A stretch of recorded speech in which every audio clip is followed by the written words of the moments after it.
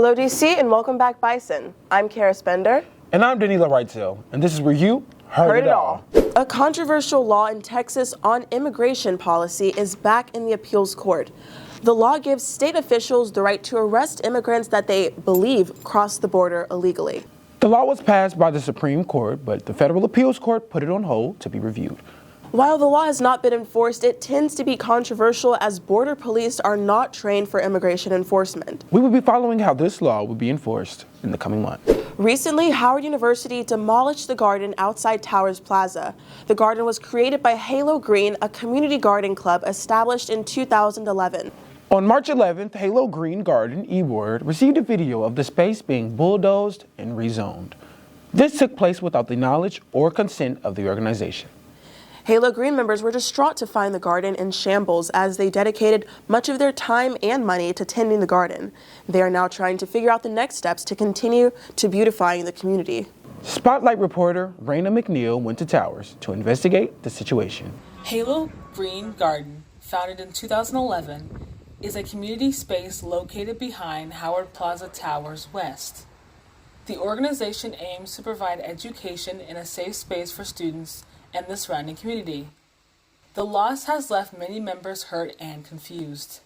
To not tell the people who have been, tilling this land for years that you're gonna uproot everything, I think that is so devastating. I cannot believe it. This garden was decorated in paint and our Adinkra symbols and our stones and our memorials, and it's all gone. This garden is seen as an important community space. People to come and sit. We were having days where you could sit and chill, bring a picnic blankets, do homework, things like that. This is more than just a place to harvest. This was a sacred space. Really, it was. On March 12th, Halo Garden E-Board met with Student Affairs to discuss how they can be compensated for the damage. The E-Board has a message for students saying, quote, "The E-Board wants to extend our deepest gratitude.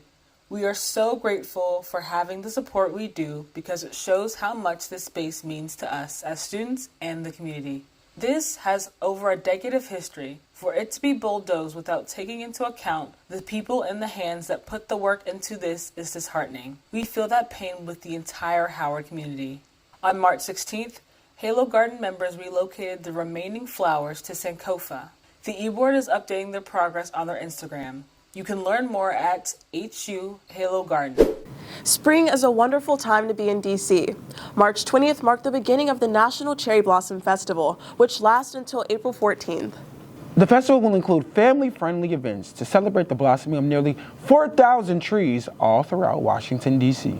That's all we have for today, but before you go, we do want to acknowledge my co-host, Mr. Danillo Wrightsell, who ran for the Mr. SOC pageant. Nilo, how was the pageant? It was honestly a spectacular event. Appreciating all the contestants, all the other ones who really just came out and put their best foot forward. It was just a tremendous spectacle of what SOC can really do. And I'm looking forward to seeing what we can do together in the future, especially with Heard It All. Exactly, and I'm so excited to see everything that you do. Don't forget to vote next Thursday, March 28th, guys, for our Mr. Danillo Wrightsell. Thank you. Thank you, Khariss. I really appreciate that. Well, be sure to tune in next week. And don't forget where you Heard it all.